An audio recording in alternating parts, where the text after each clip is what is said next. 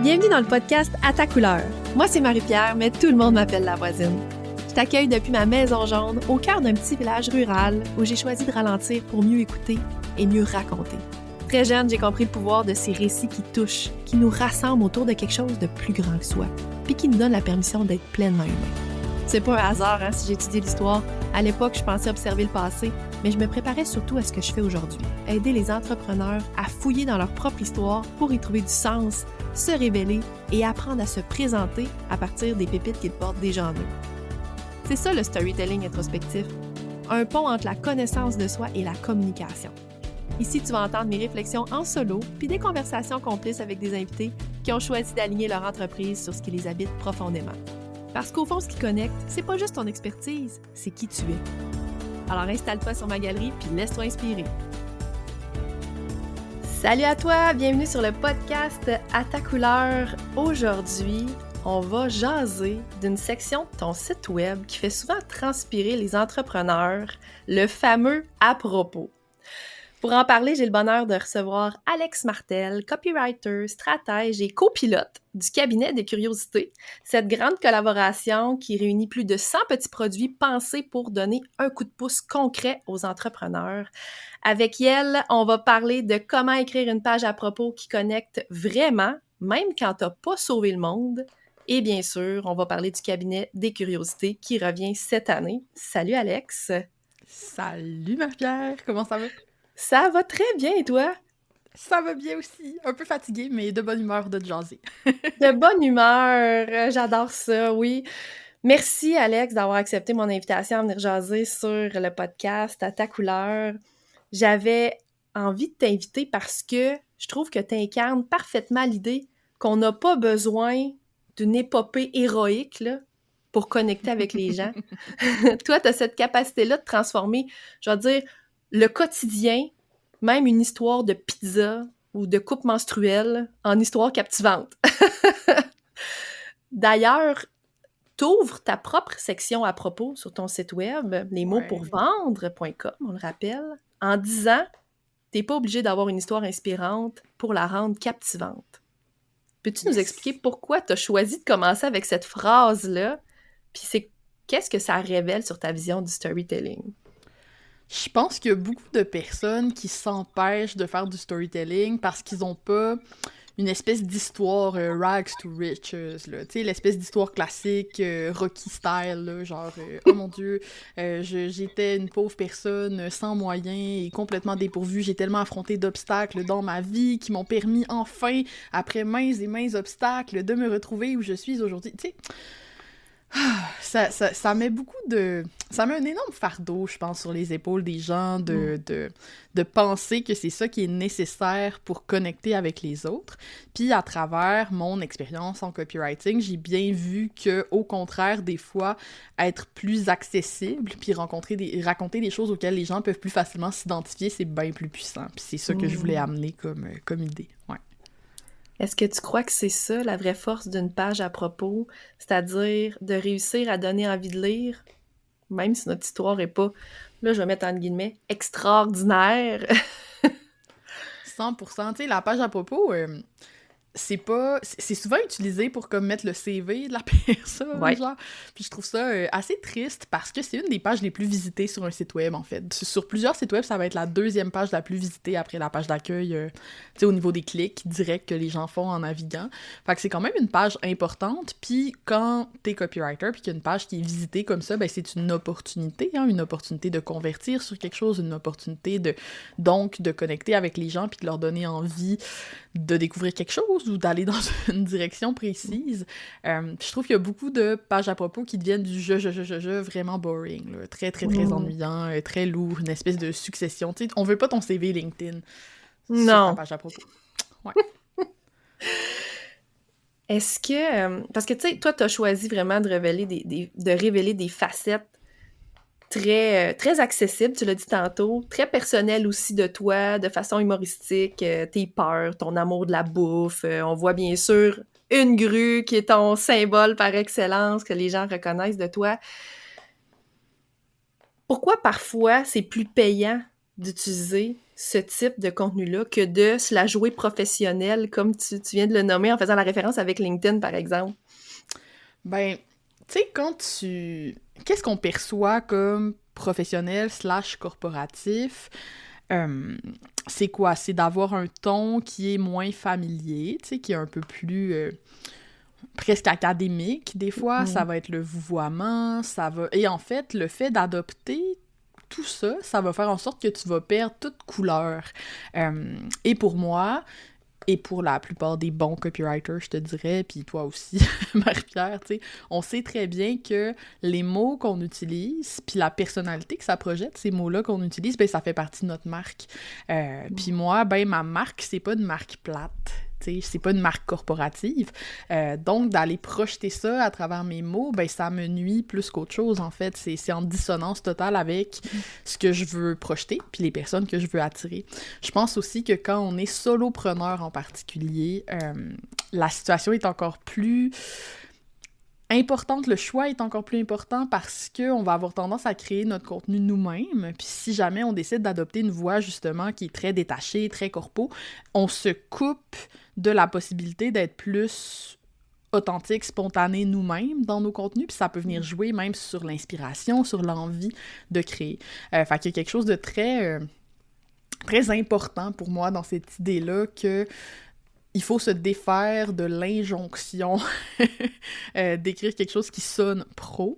Quand on sonne pas pro, on a plus de couleurs, en fait. Et ça va avoir plus de chances de résonner, d'attirer certaines personnes. Puis là, attention, là, tu sais, je veux pas dire que tout le monde est obligé de tutoyer, puis d'employer, par exemple, un ton qui est super agressif ou quoi que ce soit. Tout ça, c'est des axes, puis il y a moyen de moduler aussi son message. Je pense qu'on peut faire un vous qui est très friendly, on peut faire très amical, très sympathique, tu sais, il y a moyen de trouver notre équilibre là-dedans, mais c'est important de le trouver, tu sais, cet équilibre-là, puis qu'est-ce qu'on veut projeter, en fait, tout simplement. Tu sais, je me rappelle la première fois que je suis tombée sur ta page à propos, justement, sur ton site web, le petit sourire en coin qui m'est venu naturellement, de me dire « Ah, j'ai du plaisir », tu sais. J'ai naturellement du plaisir à le lire, c'est le fun. Parce que, ben oui, tu l'as dit, ton à-propos, dans ton cas à toi, respire l'authenticité, la désinvolture aussi, assumée. Est-ce que ça t'est venu naturellement ou t'as eu à déprogrammer ce qu'on t'avait appris sur le bon marketing ou je dirais sur la façon d'écrire justement académique là, que tu nommais tantôt? Comment ça s'est passé pour Alex Martel? OK. Ça m'est vraiment pas venu naturellement, puis les gens sont très surpris quand je dis ça, mais dans ma formation en copywriting, je partage souvent les genres de textes que j'écrivais avant de m'intéresser au copywriting. En fait, j'ai étudié en droit, hein, donc j'avais un langage très académique, puis même, je te dirais, jusqu'au cégep, je parlais avec un accent à la française. Oh, que ça me gêne de raconter ça. Mais, ah ouais, vraiment, là, j'avais une espèce de complexe d'infériorité. Je viens d'un milieu plus ouvrier, puis pour moi, ça me permettait de signaler... Je sais pas, mais je voulais avoir l'air cultivé puis intelligent, finalement. Fait que j'adoptais un niveau de langage élevé tout le temps, tout le temps. Et il y a beaucoup de gens, surtout au Lac-Saint-Jean, qui pensaient que j'avais un accent français pour cette raison-là. C'était assez ridicule. Et j'ai fait ça jusqu'à 17-18 ans. Jour où j'ai eu un cours de linguistique au cégep, où j'ai lu les livres d'Anne-Marie Baudouin-Bégin, si je me trompe pas. Donc, La langue rapaillée, entre autres, tout ça. Puis là, j'ai comme réalisé à quel point j'avais une espèce de complexe d'infériorité de mon accent québécois qui était complètement ridicule. Et là, je me suis réapproprié mon accent, mes expressions. Donc, mon processus de me réapproprier la façon de parler qui est commune dans ma famille, dans mon milieu, était déjà en cours. Par contre, à l'écrit, j'avais encore tendance à écrire de manière très académique, veux pas à cause du droit, et je te dirais aussi... le truc que j'ai dû le plus travailler en copywriting, c'est que j'avais de la misère à être imagée puis viscérale dans les mots que j'utilisais. Je suis quelqu'un qui a un cerveau très cartésien factuel, puis des fois, j'ai tendance à juste donner les faits, puis ça venait pas chercher les gens au niveau émotionnel. Et le fait d'adopter le tu, le fait d'adopter le je, le fait d'adopter un ton plus familier, c'était quelque chose de réfléchi pour moi. Alors, ce qui est arrivé, c'est que je me suis formée au copywriting et je suis arrivée à la conclusion que c'était ce qui allait le mieux fonctionner. Donc, il a fallu que j'apprenne à le faire. Ce qui fait que je trouve ça très intéressant quand j'enseigne le copywriting à des gens, parce qu'il y a beaucoup de personnes qui pensent que pour moi, c'était inné. Mais ça l'était pas du tout. C'est de la pratique, de l'apprentissage, puis c'est un choix conscient de tutoyer dans mon brand, puis d'adopter ce ton-là, en fait. Fait que t'es vraiment en mesure de bien comprendre d'où qu'ils partent aussi, que certains ont peut-être le même chemin à suivre que tu l'as eu à l'époque. 100%. 100%, puis je vois vraiment... D'ailleurs, c'est comme ça que je débute là, dans Maîtrise de la rédaction persuasive. J'assigne tout le temps une espèce de profil aux gens parce qu'à force de former des gens en copywriting, j'ai comme remarqué que t'as des gens qui ont plus le profil que j'avais. Fait qu'ils sont très cartésiens, très bons pour pick-up les structures, tous les modèles mentaux qu'on utilise en copywriting, les formules, s'intéressent aux leads, qu'est-ce qui fait qu'un bénéfice va fonctionner ou pas, tout ce qui est très technique, là, ils vont pogner ça hyper facilement. Leurs pages sont toujours bien structurées. Quand ils font des publications sur les réseaux sociaux, c'est clair c'est quoi le call to action puis où ils veulent aller. Moi, j'étais ce profil-là. Ce profil-là, ce qu'il faut leur apprendre, c'est à se détendre, à se relâcher puis à donner de la couleur à ce qu'ils écrivent. Mais t'as un autre type de personnes, moi, je les appelle mes créatifs perdus, là, mais comme, tu sais, ils ont plein d'idées, il y a déjà une voix naturellement dans ce qu'ils écrivent, ils vont avoir tendance déjà à donner beaucoup, beaucoup de couleurs, sauf qu'au contraire, il n'y a pas de fil directeur, ça va dans toutes les directions, même si ça a l'air authentique, il n'y a comme pas assez de structure puis de réflexion sur où est-ce que je veux amener mon lecteur, et ces gens-là ont à apprendre à se structurer, et puis c'est tellement intéressant de voir un peu où ton client se situe par rapport à ça, puis toi, comme copywriter, qu'est-ce que tu vas l'aider à développer puis à aller chercher, là, tu sais. C'est drôle, je reviens à quelque chose que tu as dit par rapport à tes études en droit, comme quoi peut-être la façon qu'on apprend peut-être en droit à écrire, ou les textes aussi qu'on va lire sont très, je dirais pas lourds, académiques, mais du moins avec une forme plus vraiment pro. Puis je confirme à 100% ce que tu dis. Mon chum est en droit et c'est un des sujets parfois qu'on a de conversation, effectivement. Ouais, on est à des années-lumière, là, vraiment. Puis c'est ça, on n'a pas la même clientèle cible non plus, hein. Ils s'adressent à des juges, à des avocats, on est ailleurs, tu sais. Mais sortir de ça, j'avoue que ça demande peut-être une certaine reprogrammation.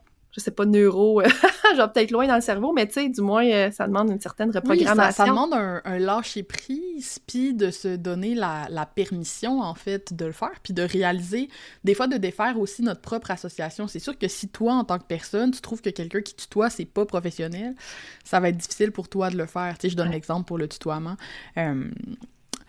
Puis là, rendu là, je veux dire, il y a aussi une notion de qui tu veux attirer. Tu sais, moi, je me changerai pas, là. Je suis quelqu'un qui aime beaucoup me sentir relax et décontracté. Je donne mes conférences en coton watté puis en espadrille, peu importe où je vais.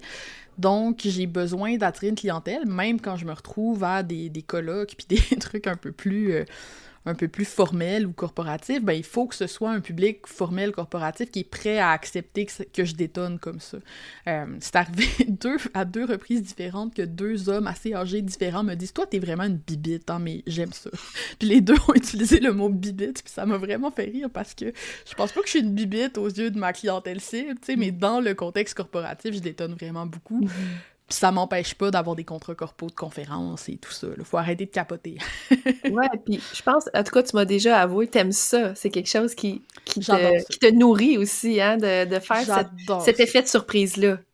J'adore ça, puis plus je suis dans un milieu qui me ressemble peu, plus c'est corpo, plus c'est stiff, l'endroit où je vais, plus c'est un plaisir pour moi de déranger, un peu surprendre. Tu sais, je sais que le contenu que je donne est à la hauteur. Puis il y a quelque chose de très satisfaisant à venir défaire les a priori des gens sur toi. J'adore. Dans ton travail de copywriter, t'aides les gens à vendre avec leurs mots. Est-ce que tu trouves que de se vendre soi-même, c'est ce qu'il y a de plus difficile? Oui, définitivement. Je veux dire, quiconque a déjà vendu quelque chose en affiliation sait à quel point c'est le fun vendre quelque chose qui a été fait par ton ami, mettons, que t'aimes. Tu sais, je vends, je sais pas moi, Brio de Rosalie Côté.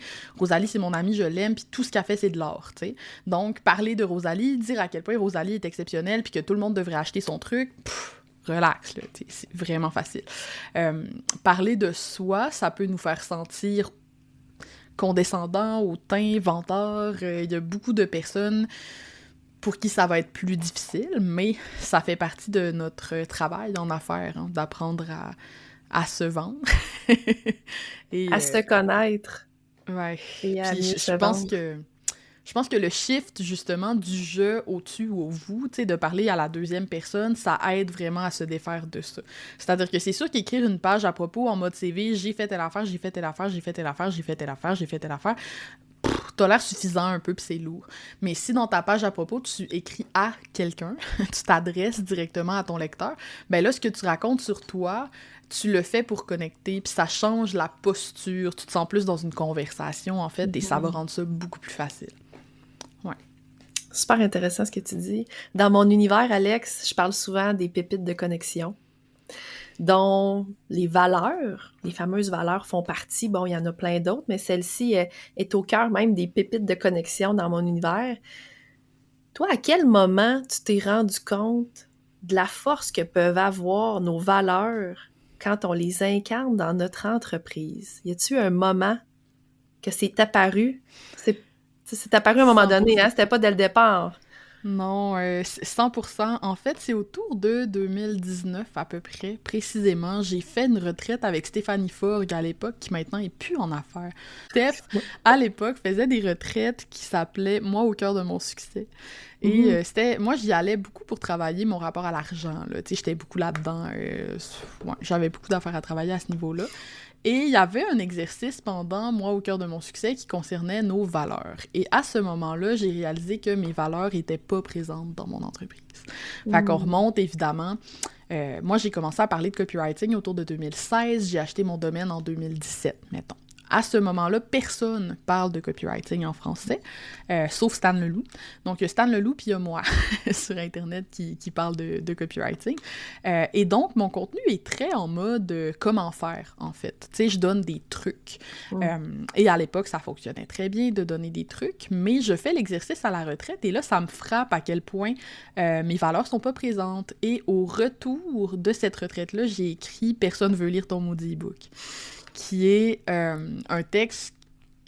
Il y a des choses qui ont bien vieilli de ce texte-là, il y a des choses que j'écrirais différemment aujourd'hui, mais ce que je peux pas y enlever, c'est que c'est un texte qui m'a généré littéralement des centaines de milliers de dollars, genre 300 000 au moins, là, qui vient directement de ce texte-là. Donc, quand Quelle bougie d'allumage, quand même! Ah ouais, tu sais, est-ce que les valeurs, c'est quelque chose qui peut résonner, puis amplifier ton message, ton expertise, ce que tu as à dire 100%, là, quand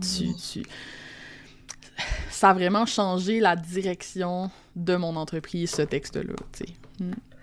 Wow! Donc, tu as eu une espèce de prise de conscience assez forte à cet atelier-là. Ouais, puis en même temps, ça s'est passé au même moment que, tu sais, moi, au début, je voulais faire de l'argent, je m'en suis jamais cachée, là. Moi, je veux dire, j'habitais en colocation avec mon frère, là, quand j'ai lancé mon entreprise, puis mon but, c'était de sortir de cette situation. Genre, je vivais sur les prêts des bourses, là, tu sais, fait que mon premier but, il était financier, tu sais, je veux dire, ça me passionnait le copywriting, mais je faisais ça en mode hustle, là. Moi, j'allais faire du cash, là, avec ma nouvelle affaire, là, tu sais. Puis... à cause de ça, surtout au début, puis en me formant, tu sais, il faut se dire qu'à l'époque aussi, je me formais que auprès des copywriters américains, puis du côté américain, maintenant, il y a un peu plus mon approche à moi qui est répandue, mais à l'époque, c'était très bro, là. Puis j'acceptais un peu n'importe quoi comme client, là. Marie-Pierre, c'est assez terrible. Puis au même moment où j'ai eu la retraite, puis j'ai écrit « Personne ne veut lire ton maudit book », je sortais d'une situation avec un client français qui s'était vraiment mal passé, puis où, là, pour la première fois, mes valeurs avaient clashé avec le client assez pour que je me sente tout croche, là. Tu sais, c'est le client qui m'avait demandé d'ajouter des filles et des voitures, là, dans mes textes. Mon Dieu, OK, j'ai l'image. Mot pour mot. Mot pour mot. Il Ah, m'a OK! dit, C'est une tu fais pas... citation! Oui, oui. Il m'a texté sur WhatsApp. On se parlait sur WhatsApp. Ça fait pas assez rêver, ça manque de filles et de voitures. Ceci n'est pas une blague. Oh Et là, mon je me suis Dieu! dit, je peux pas écrire pour cette personne-là. Qu'est-ce que je fais dans cette situation-là? Mmh. Faut que je change mon marketing pour attirer des personnes pour qui j'ai envie d'écrire, en fait. Là. Ça a été le déclic à ce moment-là. Ouais. Aïe, aïe, aïe! Wow! Ah, Ouais, ouais. puis c'est le cas de beaucoup d'entrepreneurs, malheureusement, c'est dire que au départ, tu sais, ce que tu nommes, là, moi, personnellement aussi, je l'ai déjà vécu, tu sais, c'est-à-dire tu Ouais.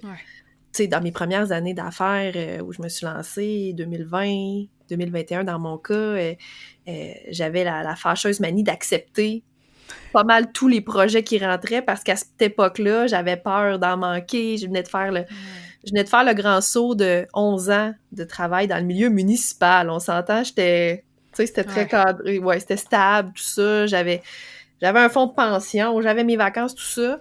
J'ai fait le grand saut, donc j'ai commencé en affaires en ayant cette peur-là d'en manquer. Donc, j'ai accepté tout ce qui s'est présenté à moi, tu sais, des clients qui ne fitaient pas aussi, bien sûr, avec mon essence, mon énergie, puis ce que j'avais envie de créer, tu sais, en gestion de médias sociaux à l'époque. Puis maintenant, c'est drôle, là, je m'amuse à dire mon Gaétan. Ça, c'est un client Gaétan, parce qu'il s'appelait Gaétan, ce client-là. Le fameux client qui ne fit pas, qui fait faire cette prise de conscience-là aussi, tu sais, justement, de faire comme, ouais, OK, ça marche pas avec moi, tu sais, justement. Fait que c'est ça, tu sais, une page à propos aussi, quand elle nous colle à la peau, je vais dire ça comme ça a cet avantage-là de faire un tri, on va dire, une espèce de tri naturel là, qui est nécessaire, tu sais. Voilà, puis ça, il y a peut-être une notion de... Tu sais, les personnes qui veulent plaire à tout le monde, là, ça les empêche de faire du bon marketing. C'est un fait, là. Je pense qu'à un moment donné, il faut... tu sais, si tout le monde t'aime, ton marketing n'est pas très fort. Puis c'est faut accepter de déplaire. Faut accepter que... Voilà. Mais oui, effectivement. Puis ça veut pas dire de faire des controverses tout le temps pour rien ou quoi que ce soit, mais accepter... Tu sais, si tu veux vraiment plaire à tout le monde, c'est vrai que tu plairas à personne. Là. Genre, tu vas être tellement consensuel dans tout ce que tu fais, puis le but du marketing, c'est de se démarquer, tu sais. Clairement. Clairement. Tu l'as dit tantôt, ton entreprise, elle existe depuis, 2016, officiellement 2017, avec l'achat de ton nom de domaine. Ouais. Comment Alex Martel se raconte différemment aujourd'hui par rapport à ses débuts en affaires? As-tu vu une évolution, j'imagine? Ben, tellement. Tellement. Ce qui a le plus changé, c'est pas tant moi que le regard que les gens ont sur moi, je te dirais. Ça a été bizarre puis drôle à vivre parce que quand j'ai débuté, j'avais une petite communauté puis j'étais très très proche de ma communauté et je documentais beaucoup tout ce qui m'arrivait, tu sais, la première fois que j'ai fait catching, les premières fois que j'ai fait un webinaire, tu sais, il y a beaucoup de gens qui m'ont suivi comme ça puis qui sont encore là d'ailleurs, qui étaient là dans toutes les premières étapes. Puis quand t'es encore dans ces premières étapes-là, t'as un avantage compétitif de persuasion que tu ne réalises pas au moment où ça t'arrive, qui est que t'es très proche de ton audience. Si tu cibles des entrepreneurs comme moi, en tout cas. Tu sais, les gens se reconnaissaient beaucoup dans ce que je faisais, où je voulais aller, puis quand je réussissais quelque chose, ben pour eux, c'était une preuve qu'ils pouvaient faire la même chose. Donc, ma manière de communiquer, c'était tout simplement d'expliquer ce qui m'arrivait. Tu sais, c'était très simple, puis les gens pouvaient connecter à ça. Ce qui arrive, c'est que quand t'atteins une certaine forme de succès, puis je mets ça entre guillemets parce que le succès, c'est propre à chacun, mais quand les gens ont la perspective que t'es big, là, oh mon Dieu, Alex, il y a là une giga infolettre, 20 000 abonnés sur LinkedIn, tu sais, ben là, au lieu de donner des permissions aux gens quand tu parles de ce que tu fais, puis au lieu de leur faire dire dans leur tête « Hey, moi aussi, je pourrais le faire », ils disent « Oui, mais tu sais, Alex, grosse communauté. Oui, mais tu sais, Alex, tu sais, tu deviens une excuse, en fait, pour ne pas passer à l'action. » Au lieu d'être une inspiration. Puis ça nécessite plus de job de persuasion. Parce que quand tu veux convaincre les gens d'essayer quelque chose, ben tu dois leur faire croire qu'eux aussi sont capables, puis que non, le fait que toi, tu sois dans X situation, puis pas eux, tu sais, il faut que tu parles plus des succès de tes clients, il faut que tu parles plus des succès de... Tu sais, c'est pour ça que j'ai beaucoup parlé de Rosalie, justement, que j'ai mentorée pendant un bout à travers toutes ces étapes, parce que c'était le fun pour moi de pouvoir parler de quelqu'un à qui les gens peuvent encore s'identifier sans se donner des excuses. Fait qu'il y a ça qui a beaucoup changé dans ma manière d'aborder ce que je raconte et tout. Maintenant, je réalise à quel point ça... J'essaie d'anticiper les objections et les excuses que les gens vont se mettre dans leur tête quand je raconte des choses. Fait que ça. Je te dirais aussi, je fais plus attention à ce que je dis. Au début, j'ai pas pris conscience assez vite de l'impact que ça peut avoir, même d'avoir une plateforme. Tu sais, je suis pas une plateforme gigantesque, là, je suis pas Taylor Swift, là. Mais si j'ai même une opinion maintenant, j'ai suffisamment une grosse audience pour que ça puisse créer des vagues puis amener des conséquences que j'avais pas anticipées. Par exemple, quand j'ai quitté les réseaux sociaux, ça a parti des discussions dans plein de groupes de GMS, là, tu sais. C'est vrai. Puis je veux dire, moi, c'était pas mon intention, genre, moi, c'était pas mon but, là, de créer cette peur-là ou quoi que ce soit. Donc, je fais plus attention à ce que je dis qu'avant. Je fais plus une distance aussi entre ce que je pense, que je crée, je me laisse plus de buffer, je réfléchis plus avant de créer maintenant, puis de publier surtout. Fait que y a ça qui a beaucoup changé. Mais sinon, tu sais, je pense qu'au final, je suis restée moi-même, là, je suis une personne qui a un côté enfantin, qui aime rire, mais qui a aussi un côté très scientifique, factuel. J'aime ça, parler d'affaires profondes. Donc ça, c'est sûr, ça n'a pas changé, puis j'espère que ça changera jamais. J'adore ça que tu parles. Je reviens sur quelque chose dont tu as nommé, de passer du fameux « moi aussi ». Cette identification-là qu'on peut avoir envers des créateurs, des personnes qu'on suit, sentir qu'on est, je veux dire, à la même place, ou en tout cas du moins qu'on pourrait y accéder, qu'on est proche, qu'on pourrait y accéder nous aussi, là, tu sais, comme du bout des doigts, là, qui en manque pas gros, puis que à l'excuse. Ah, puis quand tu l'as nommé, t'as levé les yeux au ciel, tu sais, quand on va dire « Ah, tu sais, on sait bien, tu sais, moi, je pourrais jamais accéder à ça, tu sais. Toi, t'es Alex Martel. » Tu sais, cette fameuse prise de conscience-là, hey, c'est tout un déplacement, un changement dans la façon de communiquer ensuite. Puis, ouais, j'imagine que ça a pris un certain temps avant de prendre conscience de ça, puis de voir ça, tu sais, à quel moment, tu sais, pouf, ça a passé de un à l'autre. Puis, ça m'amène une question. Dirais-tu que que t'es un créateur de tendance ou de... Parce que ce que tu nommais, là, la référence que tu disais, les GMS partout se demandaient, mon Dieu, ça s'est mis à jaser. Puis moi, je me rappelle, pour avoir vu ça passer, que ce qui jasait aussi, c'était « Doit-on quitter les médias sociaux? » Ben oui. Doit-on faire comme Alex Martel? Hein? Ouais, ça n'a pas de bon sens. Ça me fait capoter de penser à ça. Mais je te rappelle ça.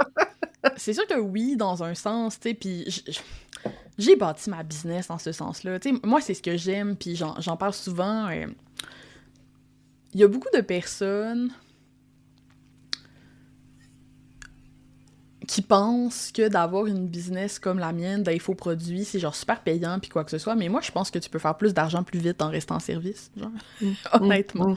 Puis je pense que si j'étais restée copywriter, au point où j'en étais, j'avais une grosse liste d'attente. Je faisais des mandats à genre 15-20 000 $ l'achat, tu sais, ma vie irait bien. C'est juste que j'étais misérable dans une business de service parce que moi, ce que j'aime, c'est jaser, puis c'est surtout propager mes idées. Tu sais, j'aime ça quand les gens... Je suis pas quelqu'un qui va dire « Oh mon Dieu, telle personne a repris mon concept, c'est bien terrible. » Tu sais, j'aime ça, voir mes idées puis mes prises de position se répandre. C'est comme une forme de paye pour moi, ça aussi. Genre, j'aime beaucoup, beaucoup ça. Donc, oui, je pense qu'à cette heure, j'ai une certaine influence dans mon petit milieu niché du marketing au Québec. Et j'aime ça. Et j'aimerais que ce soit encore plus. Je vais y aller comme ça. Mais j'ai pas non plus la prétention de penser que tout le monde me connaît, puis que, tu sais... C'est juste, oui, définitivement. Puis, tu sais, je travaille pour ça, puis j'ai le modèle d'affaires pour ça, puis tout mon contenu, puis tout ce que je fais va dans ce sens-là, finalement. Tu sais, moi, je fais ce que je fais parce que j'aime ça répandre mes perspectives, puis mes idées, puis mes concepts. J'adore. Alex, on a beaucoup parlé de ta façon d'aborder, bon, on va dire la section à propos, comment se présenter, comment ça s'est passé pour toi, l'évolution aussi à travers les années. Mais j'aimerais aussi qu'on prenne un moment pour parler d'un autre projet qui te tient à cœur, puis qui rassemble des centaines d'entrepreneurs, 124, pour être plus précis, cette année. C'est ça, hein? Oui, à moins que ça ait bougé depuis. Peut-être on va être à 123, 125, mais... Bon, plus ou moins un, deux. On peut se dire ça. Plus ou moins un ou deux. Le cabinet des curiosités qui se déroule en ce moment même, là, à l'heure où l'épisode sort, jusqu'au 2 octobre prochain. C'est un projet collectif dans lequel j'ai d'ailleurs glissé mon propre petit produit, la fonderie, qui est un outil d'introspection guidée qui aide les entrepreneurs à identifier ce qui les rend uniques, puis à le couler dans un texte à propos mémorable. J'aimerais t'entendre sur cette deuxième édition-là du cabinet des curiosités. Qu'est-ce que toi, personnellement, tu trouves le plus satisfaisant à voir émerger cette année? Oh, mon doux, le cabinet, c'est tellement un gros projet, puis on met énormément d'énergie là-dessus, hein.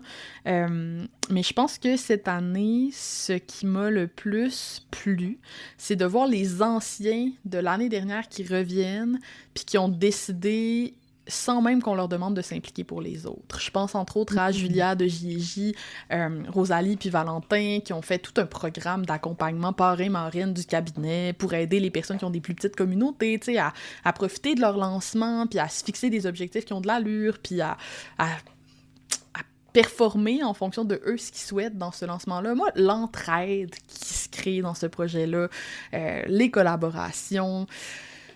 C'est vraiment quelque chose qui vient me chercher, puis c'est probablement, moi, la chose qui a le plus fait croître mon entreprise, les collabs, là, tu sais. Je serais pas où je suis en ce moment sans Catching, puis sans Charles, puis sans toutes les personnes que la vie a mis sur mon chemin. Fait que de me dire qu'il y a peut-être des entrepreneurs qui vont rencontrer un partenaire de projet ou un collègue, tu sais, avec qui ils vont rester en contact peut-être pendant des mois ou des années après le cabinet, c'est extrêmement satisfaisant pour moi. Ouais. Le pouvoir des relations interpersonnelles, je ne peux que rebondir là-dessus parce que j'y crois profondément. C'est d'ailleurs, disons, un des appels que moi, personnellement, j'ai eu par rapport au cabinet des curiosités. Cette espèce d'énergie-là, on va dire, perçue, parce que, bon, moi, j'ai pas fait la première édition, donc cette énergie-là perçue, hein, du behind the scenes, puis comment ça se passait entre les bonnes-délistes, wow, moi, ça m'a beaucoup tiré cette énergie-là. C'est un objectif comme prioritaire pour moi à travers le cabinet, là, justement. Ah, j'adore. Non, mais c'est vraiment ça. C'est une occasion de rencontrer plein d'experts, expertes dans toutes sortes de domaines, puis des fois de côtoyer aussi des gens qui ont peut-être une beaucoup plus grosse communauté que la tienne, de leur montrer de quel bois tu te chauffes un peu à travers le lancement et tout, tu sais. Moi, j'adore ça. J'adore ça, puis on est tellement plus grand en groupe comme ça, on est tellement capable de faire des choses qu'on n'arriverait pas à faire par nous-mêmes, tu sais, c'est assez savoureux. C'est assez savoureux. T'as nommé tantôt l'entraide, quelque chose qui te parle énormément, puis qui t'attire, puis j'oserais même dire, peut-être un mot un peu plus fort, mais cette solidarité-là qui se crée. Ce que je trouve, moi, génial aussi du cabinet, c'est la diversité, les approches. Il y a des outils stratégiques, il y en a d'autres outils qui sont plus introspectifs, hein, qui apprennent d'ailleurs à mieux se connaître en tant qu'entrepreneur, ce qui est un avantage très intéressant, comme mon petit produit La Fonderie. Est-ce que tu crois que c'est justement ça qui rend le bundle si pertinent, la possibilité de créer son propre parcours d'évolution? C'est sûr que moi, c'est ça que je voulais reproduire. Tu sais, je l'ai mentionné souvent, les gros bundles comme ça, il y a peut-être 1 an ou 2, même aux États-Unis, c'était extrêmement populaire. Là, il y en avait plein. Puis c'est le produit que j'achetais le plus. Parce que moi, j'ai un esprit curieux, tu sais, puis... Comment je dirais ça? Tu sais, on entend souvent « Ah, il n'y a pas de recette toute faite, blablabla. » Moi, j'adore les recettes toutes faites, OK? Puis ce que j'aime des recettes, c'est pas recopier la recette, c'est voir « OK, c'est quoi la recette de cette personne-là? » Puis qu'est-ce que je vais adapter de cette recette-là à mon moi-même? Puis je pense que le meilleur moyen de trouver sa recette, ben, c'est d'explorer plein de recettes, finalement. Puis pour être quelqu'un qui fait beaucoup de pâtisserie, je vous confirme que, tu sais, c'est comme ça qu'on devient créatif, je veux dire...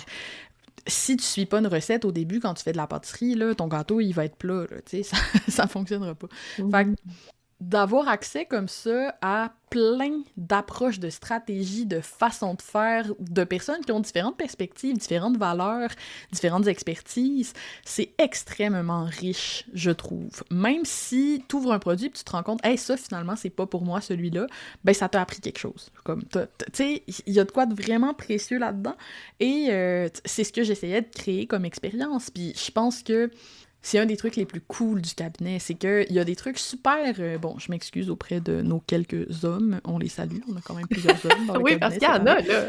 Ils sont peu nombreux, mais ils existent. Ah ouais, ben là, puis cette année, on en a plus, là. Ouais. on a quand même des dudes, là, on a des gars. Puis on a des gars, des fois, qui ont des approches plus... hustle, masculine, il y en a d'autres que non, tu sais, mais on en a une couple, là, que... Puis, c'est pas nécessairement le genre d'approche qu'on voit beaucoup dans les cercles plus féminins, où c'est genre, slowpreneuriat, puis tout ça. Puis moi, de penser que l'audience de cet homme-là va être exposée à Laure Dodier, mettons, ma slow boîte, va être exposée à des gens qui ont des approches complètement différentes, et vice-versa. Je trouve ça riche et délicieux. Genre, en faisant des collaborations larges comme ça, on sort les gens de leur chambre d'écho, puis on leur donne des nouvelles perspectives, puis moi, c'est quelque chose qui me tient beaucoup à cœur. Puis je pense que ça se voit dans mon entourage entrepreneurial à moi aussi, tu sais, je côtoie et je fréquente des entrepreneurs très différents les uns des autres, qui n'ont pas nécessairement la même vibe, les mêmes valeurs, la même façon de parler, de s'exprimer, les mêmes buts, les mêmes objectifs.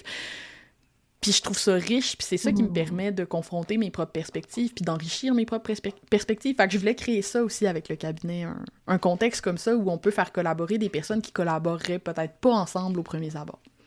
J'adore, j'approuve ce que tu dis, puis pour avoir acheté le cabinet l'an dernier, j'ai beaucoup aimé justement la diversité des approches, mais aussi le fait que il peut y avoir 1, 2, 3, 4 entrepreneurs qui ont une expertise dans le même domaine, qui ont des petits produits similaires des fois, mais que quand on rentre dedans puis qu'on comprend l'approche, je vais comme aïe aïe, ok, c'est très complémentaire. On est parfois à des années-lumière. Si je pense entre autres au storytelling, par exemple, moi, j'ai vraiment une approche très introspective où on va plus en profondeur avec un univers qui m'est propre, avec mes pépites, ma mine d'or, la fonderie, on est là-dedans, tu sais. Alors que si on va vers un autre, ça va être complètement autre chose. Ouais. On parle pourtant de storytelling, tu sais. Mais c'est intéressant parce que ma vibe, comme tu dis, peut fitter mieux aussi avec un type de personnalité qu'un autre. Puis au final, ben, on veut tous, si on veut accompagner à être meilleur en storytelling, là, tu sais. Ben, puis des fois, c'est dans même le format, je dirais, tu sais, dans le sens... peut-être que l'approche pédagogique d'une personne est juste plus compatible avec toi. Tu sais, moi, mettons, j'aime pas tant les vidéos. Fait que, tu sais, dans le cabinet, là, il y a plein de petits produits que c'est plus des gabarits ou des outils, ou des fois, on a même des trucs audio, ou tu sais, des formats un peu écrits, ou qui font changement un peu des vidéos. Moi, ça me plaît beaucoup, tu sais, mais il y a d'autres personnes qui vont triper, là, sur le fait d'avoir des petites vidéos. C'est tellement... C'est pour ça que c'est le fun, la richesse puis la diversité dans la vie. Peu importe le contexte, là, c'est tout le temps bien d'avoir plus de diversité parce que on a tous des goûts puis des préférences différentes, puis ça fait partie de la vie, là. Puis peut-être que si en entrepreneuriat, au lieu de tout le temps être en train de critiquer les approches les uns des autres, puis c'est quoi que les autres font donc de pas correct, puis tout ça, ben on appréciait un peu plus nos différences, ben on aurait un milieu plus collaboratif et plus zen. Clairement. Amen, j'ai envie de dire ça. Oui, wow, quelle bienveillance, absolument. Puis je terminerais par rapport à ça en disant, il y en a pour tous les goûts, là. Il y en a pour tous les goûts. Ah ouais. C'est vraiment, c'est impossible d'acheter le cabinet puis sur 124 plus ou moins 2, pas avoir au moins un produit qui vibre pas avec toi, là, tu sais. Tu sais, je veux dire, j'enlève rien à l'année passée, on avait vraiment une cohorte extraordinaire, c'est les gens qui nous ont fait confiance la première fois, pis tout, mais cette année, on a tellement eu de choix dans la sélection des produits. Tu sais, on a fonctionné par candidature, on a eu 500 quelques, presque 600 candidatures. Quand même. Comme... Veut pas, ça nous a permis de faire un filtrage vraiment intéressant au niveau des thèmes, au niveau des formats, au niveau des sujets. On a vraiment essayé de créer le bundle le plus coloré, éclectique possible, puis je pense qu'on a réussi à faire de quoi de vraiment cool. Puis d'ailleurs, j'étais très contente que tu acceptes notre invitation puis que tu t'en viennes avec ton petit produit. Plaisir tellement partagé, Alex. C'est moi qui te remercie. Puis j'ai envie de poursuivre toujours par rapport au cabinet, mais tu sais, on parle de vibes, de comment ça nous attire, certaines vibes d'entrepreneurs ou univers. Pour toi, qu'est-ce qui fait qu'un petit produit laisse vraiment une trace, mais tu sais, au-delà du résultat concret, là, tu sais, dans la façon dont on se sent, dont on se positionne comme entrepreneur, qu'est-ce qui fait qu'un petit produit va vraiment laisser une trace? Là, je suis plus dans le Je ressenti, hein, que pense... dans le concret, là. Ouais, j'aime Je ça. t'amène là! Mais je pense que ça va beaucoup avec les gens qui font les choses à leur façon. Tu sais, Mm. finalement, moi, ce que j'aime dans la vie, c'est être surpris, c'est être émerveillé un peu, genre tu sais, quelque chose de... En anglais, je dirais delightful, là. Tu sais, là, quand t'as l'espèce d'émotion de «Oh, c'est cool, ça». Puis souvent, ça vient du fait que les gens font quelque chose qui est très calqué sur leurs valeurs, sur leur personnalité, tout ça. Tu sais, si je pense, là, au moment où le podcast va sortir, les produits vont être annoncés. Fait que j'ai le droit de parler des produits. Ok? Oui, on a le droit. Oui, oui, on est le 22 septembre aujourd'hui, On est le théoriquement. 22 septembre aujourd'hui, donc T'as le j'ai le droit. droit de parler des produits. Mais tu sais, de voir, mettons, quelqu'un comme Lucie de Créacoa, comment elle a bâti son... Tu sais, Lucie, c'est quelqu'un qui adore dessiner, qui fait des tutoriels sur Procreate, tout ça, puis qui a une marque vraiment très friendly, puis tout l'espèce d'accueil qu'elle a préparé pour ses clients. Tu sens vraiment sa personnalité, puis qui elle est dans la manière dont elle accueille les gens dans son petit produit, tu sais. Fait que je pense que c'est drôle parce qu'on fait comme une boucle avec le début de notre épisode, mais ça revient à est-ce qu'on sent qui a fait le produit? Tu sais, c'est bien beau de me donner un template Notion, mais de me sentir accueilli par un humain, puis d'avoir des indices sur c'est qui cet humain-là, c'est sûr que pour moi, c'est ça qui va rendre le produit plus mémorable. C'est clair. Je suis allée zioter plusieurs petits produits quand même, là, à l'heure où on se parle, puis j'ai tellement aimé voir certains produits, justement, où cet accueil-là était rempli d'histoire, d'ailleurs, de storytelling pour certains. J'ai trouvé ça magnifique, Ah j'ai ouais. trouvé ça le fun. J'étais allée voir ça, puis je me disais « Ah, wow! » Je trouvais ça très inspirant. Il y en a qui ont usé vraiment, là, c'est ça, qui ont mis de leur personnalité, qui ont mis de leur couleur. Bon, pour pas faire de jeu de mots avec le podcast à ta couleur, mais vraiment, on le sent. Je pense notamment aussi à Rosalie. Rosalie avec son petit produit Carambole. Carambole, qui est tellement la vibe à Rosalie. Je trouvais ça Ah le ouais. fun de pouvoir connaître, parce que Rosalie, c'est aussi une de mes amies, de pouvoir la connaître plus personnellement, puis de voir à quel point, ouais, j'approuve que c'est vraiment Ah ouais. elle, la façon dont c'est présenté, tu sais, j'ai comme eu cette confirmation-là, parce que je peux pas l'avoir avec tous les entrepreneurs quand même, je les connais pas tous personnellement, mais j'ai trouvé ça beau, j'ai trouvé ça authentique, j'ai trouvé ça accueillant. Ouais, pis c'est drôle parce que Rosalie, tu sais, sûrement que t'en as déjà parlé avec elle, mais c'est quelqu'un que tellement, à un moment donné, elle cherchait c'était quoi son archétype de marque, tu sais, pis on lui a dit que Oui. c'était comme l'archétype de la girl next door, tu sais, de la personne ordinaire, genre, pis elle était comme déçue sur le coup. Puis ça me fait toujours rire quand elle parle de ça, mais c'est ça, Rosalie, veut pas. Rosalie, elle a une vibe de ça pourrait être ton ami, genre, ben relax, là. Comme c'est sa plus grande force, finalement, cette accessibilité-là. Puis c'est pas une bibite, Rosalie. Alex, c'est tellement drôle Oh. que tu parles de cette anecdote-là parce qu'on a exactement parlé de cette anecdote-là justement au moment où ça s'est produit, puis on était dans un petit café à Québec, je coworkais avec Rosalie, puis bref, elle me disait « Je viens d'apprendre mon archétype. » Puis tu sais, elle m'a dit « C'est Madame Tout-le-Monde. » Elle dit Puis là, je pars à rire, puis je dis « Rosalie, on a le même archétype. C'est drôle, moi, je le vois full positif. » « Ah oui, comment ça? » Puis là, je me suis mis à y parler, tu sais, de la voisine, la vibe de la voisine, c'est ta voisine, c'est celle d'à côté, c'est proche de toi, tu sais. J'ai dit, t'incarnes beaucoup, toi aussi, cette amie-là. Puis ça s'est, d'ailleurs, très bien confirmé avec l'édition du Cabinet des Curiosités. C'est-à-dire que Ben oui. cette confiance-là de l'amie, Rosalie l'a bien incarnée. J'étais vraiment dans le conseil amical, la bonne amie qui veut t'aider. Fait que, bref, moi, je l'ai vu beaucoup, beaucoup, beaucoup, cet archétype-là qui lui a servi de belle façon. Je dis qu'il lui a servi, mais elle l'incarne naturellement, là. C'est pas un personnage là, qu'elle joue, là, Rosalie, pas du Ben tout. oui, c'est sûr. Mm. C'est sûr. Ah non, c'est vraiment, pis t'as 100% raison que ça l'a... Tu sais, Rosalie, c'est quelqu'un qui a surperformé au lancement l'année dernière, là, comme de manière assez... Phénoménal. C'était fou. C'était fou. Ouais, c'était phénoménal, mais hein, là, genre, moi, je capotais un peu pour elle, puis de l'avoir aussi documenté ça très proche là, dans ses stories, ses émotions, le podcast qu'elle faisait avec Maud Lamont aussi au jour le jour et tout, c'était vraiment intéressant. Bon, Rosalie, les oreilles vont lui sciller. Oui, c'est ça, absolument. On parle beaucoup d'elle dans cet épisode. Ben, c'est une drôle. amie commune. C'est pour ça que je pense C'est qu'on la ça, ressent plus. les deux, on lui parle beaucoup puis on l'aime beaucoup, fait que ça nous fait un bon point commun. Ben justement, quand tu dis c'était phénoménal, c'était bon, c'était fou, tu sais. Quand on se sent pas extraordinaire, là, quand on se sent peut-être pas assez experte, on a parfois peur de se mettre de l'avant. Est-ce que tu dirais que des petits produits comme ceux du cabinet peuvent devenir un tremplin, peut-être un tremplin doux, je dirais, pour commencer à montrer qui on est à sa façon? Ben, c'est sûr que moi, je pense que oui, tu sais, les gens vont dire que j'ai un gros billet, puis ils ont pas tort. Mais moi, c'est un format que j'adore, entre autres parce que je pense que, surtout les personnes qui sont très expertes de leur domaine, là, qui, by the way, ont tendance à être les personnes qui ont le plus le syndrome de l'imposteur, là, c'est comme directement corrélé.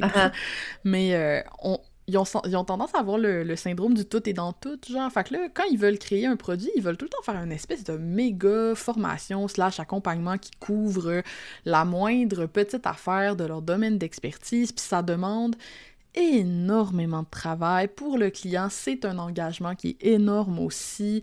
C'est une épopée, là, bâtir quelque chose comme ça. Je veux dire, moi, je considère que le seul produit que j'ai qui est à ce niveau-là, c'est probablement ma formation en copywriting, puis c'est gargantuesque comme effort faire quelque chose comme ça. Fait que, versus un petit produit, ça t'oblige à te demander, ben si j'avais juste 1 heure ou si j'avais juste 30 minutes pour enseigner une affaire vraiment importante en lien avec mon expertise à quelqu'un, ben c'est quoi que je lui montrerais en premier, tu sais? Qu'est-ce que j'enseignerais en premier?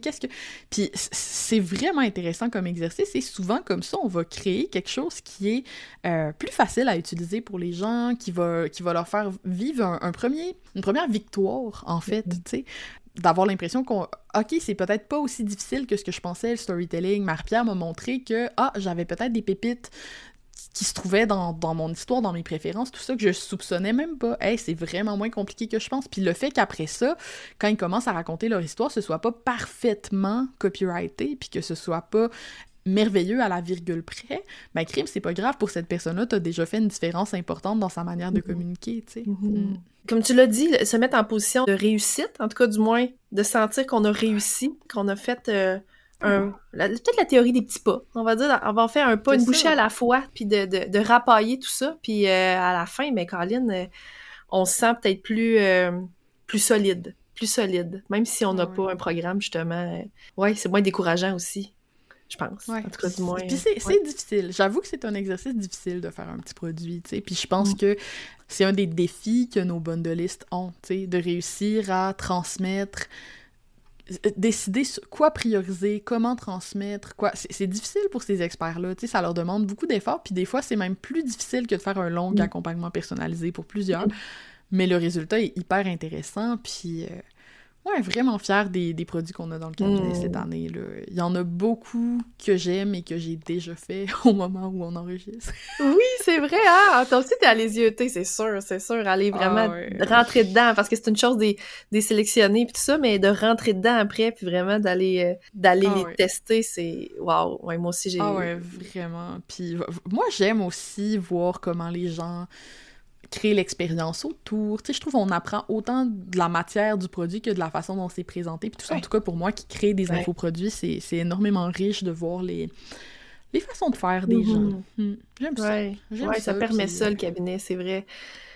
Puis là, t'amènes la prochaine question, Alex, là, parce que ton univers tourne beaucoup autour de la persuasion, on l'a dit, du pricing aussi, de l'intelligence artificielle.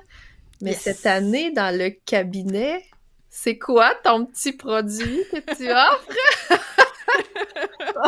Hey, ça a été un questionnement existentiel. J'ai changé de petit produit que j'offre dans le cabinet à peu près 12 fois cette année. Là. Pour vrai? Ça a quand même été difficile. J'ai décidé d'offrir quelque chose qui se trouve à mi-chemin, à la croisée de 2 de mes expertises. Fait que j'y suis allée avec un de mes BFF, donc un de mes bots futés et fidèles.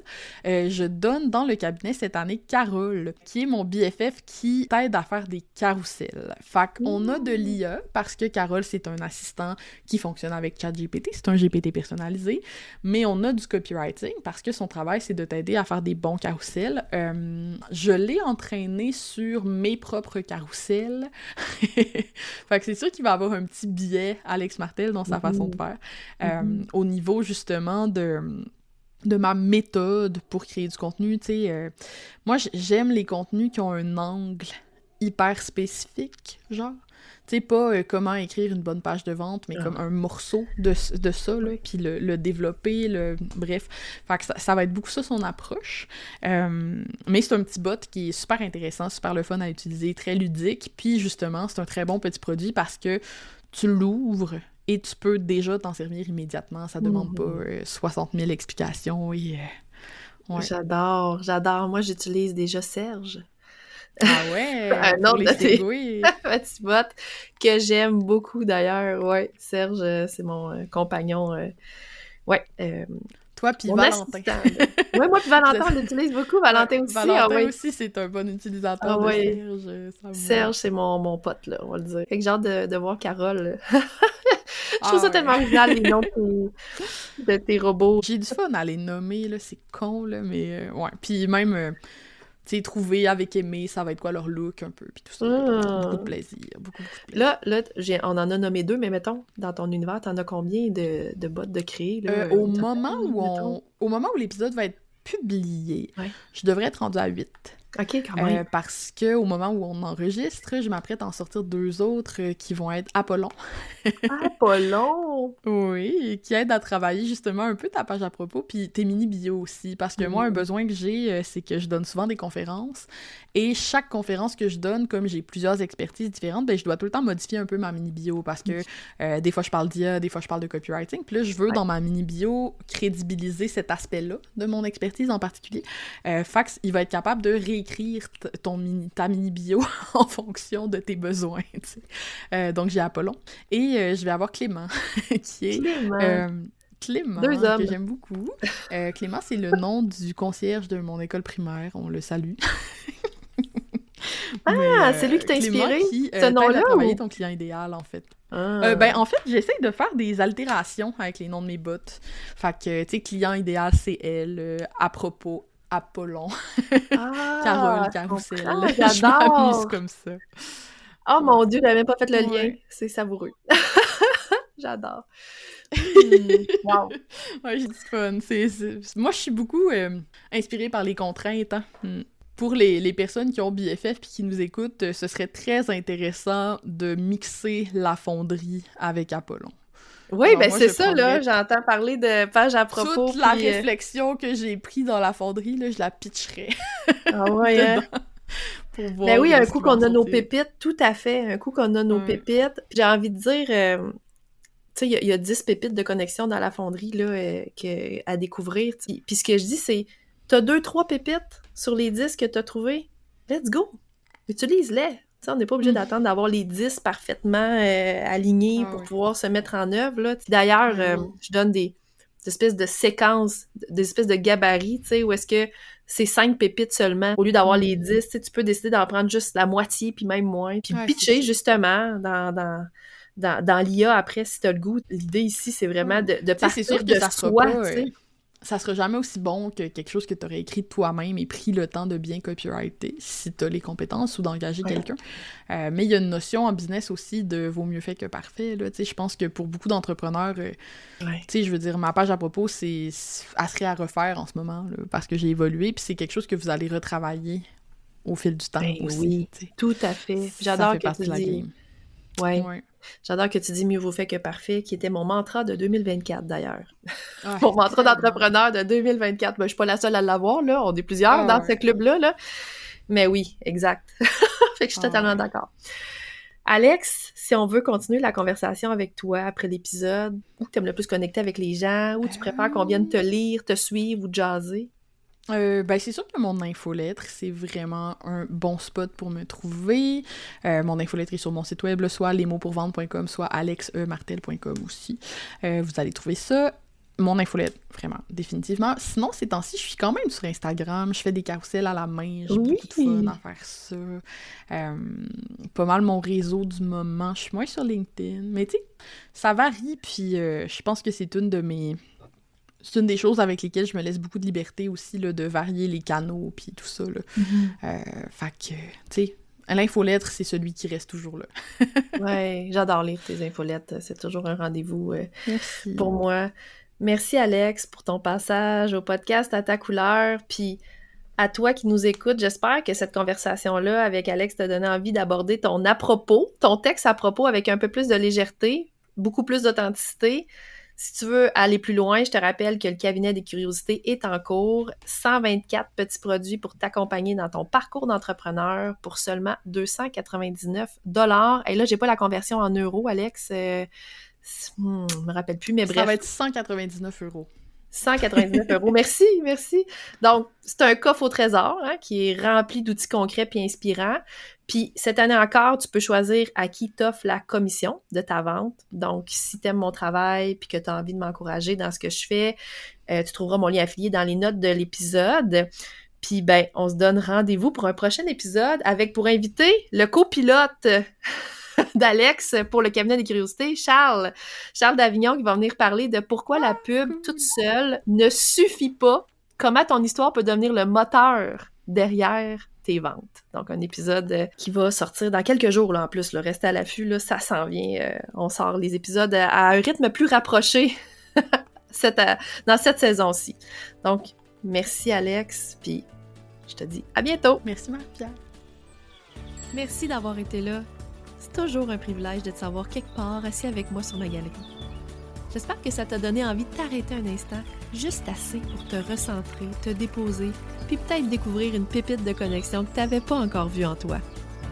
Si le cœur t'en dit, abonne-toi, puis prends un instant pour laisser 5 étoiles ou un petit mot. C'est tellement la meilleure façon de faire découvrir le podcast à d'autres entrepreneurs. C'est comme une chaise de plus qui s'ajoute sur ma galerie. Plus on est nombreux à s'y asseoir, plus les conversations voyagent loin. Puis si quelque chose t'a touché aujourd'hui, partage-le en story puis tag-moi, la voisine pro. J'adore te lire puis repartager tes réflexions. À bientôt pour un autre épisode à ta couleur.